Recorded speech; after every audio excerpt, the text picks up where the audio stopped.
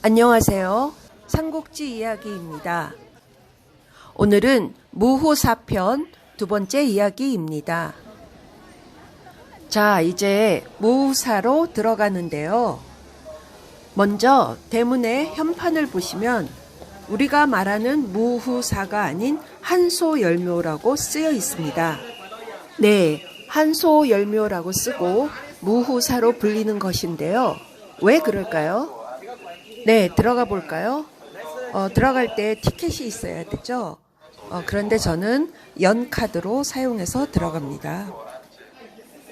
먼저 한소열묘라는 이름의 유래를 살펴보면 서기 221년 시기 당시 유비는 형주를 되찾아 관우의 복수를 하기 위해 병사들을 통솔하여 동호를 공격하였지요. 이른바 이릉대전이라는 건데요. 결과는 참혹한 패배였습니다. 결국 유비는 쫓겨서 백제성까지 오게 되고 서기 223년 4월 끝내 병을 얻어 운명하였지요. 그 후 태자 유선이 즉위하게 되며 유비를 소열 황제라고 칭하게 됩니다. 이 소열이라는 두 글자는 유비의 일생을 담고 있습니다.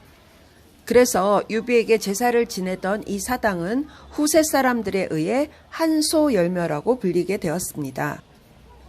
다음으로 무후사에 대한 유래는 일반적으로 제갈량을 기리는 사당은 모두 무후라고 불립니다.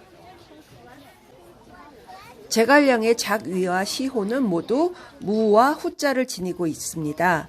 사람들은 존경을 표하기 위해 그를 무후라고 줄여 불렀으며 이에 그를 기념하는 사당도 무후사로 불리게 되었던 것입니다.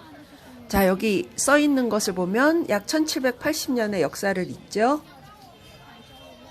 사람들은 유비와 제갈량을 현명한 군주와 어진 신하의 모범이라고 생각해서 그들이 죽은 뒤에도 그들을 함께 기리고 싶어 했습니다.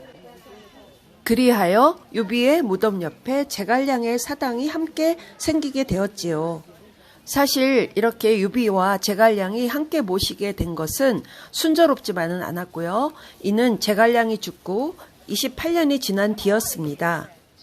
이처럼 무후사의 건설은 민심과 예법의 힘겨루기 결과였고 민심이 봉건 예법을 이겼다는 것을 의미하는 것입니다.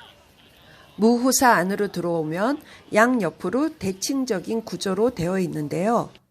먼저 당비와 명비에 대해서 보겠습니다. 무후사 대문을 들어서면 바로 오른쪽으로 큰 비석을 만나게 되는데 이것이 당비입니다.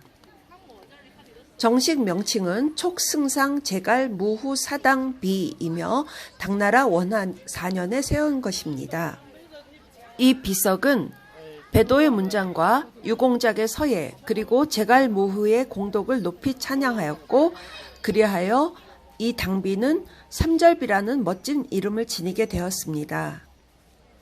당비는 중요한 문물, 문헌 가치를 지니고 있어 1990년대 초반까지 중국의 국가문물국에 의해 1급 문물이라고 평가되어 성도 무후사 박물관에서 가장 유명한 문화 보물이 되었습니다. 이 비석의 높이는 367cm, 넓이는 95cm, 두께는 25cm로 아주 크고 높으며 웅장한 모습을 하고 있어 사람들에게 엄숙한 느낌을 가져다 줍니다. 비문은 해서체로 세로 24행, 전문 1094자로 이루어져 있습니다.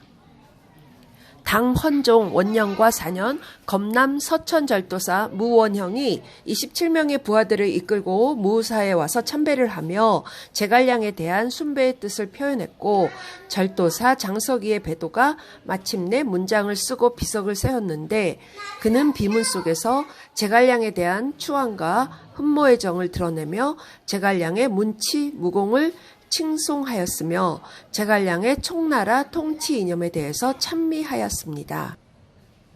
이처럼 제갈량은 걸출한 재능과 청렴하고 높은 덕으로 총나라 사람들의 무한한 숭배와 존경을 받았습니다. 이 비석에 글이 쓰여진 지 약 1200년 정도 지나서 일부 글자는 부식되기도 하고 지워지기도 하였습니다.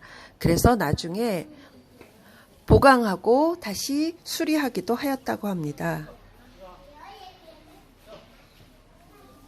자, 다음으로는 당비를 마주보는 건너편에 명비가 있는데요.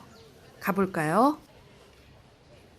명비는 명나라 가정 26년에 새긴 돌 비석으로서 주로 무후사의 역사 연역에 대해 기록하고 있습니다. 그런데 이 비석의 받침돌을 볼까요? 여러분, 이것은 무슨 동물일까요? 마치 거북이처럼 생겼지요? 네, 저도 거북이처럼 보였는데요.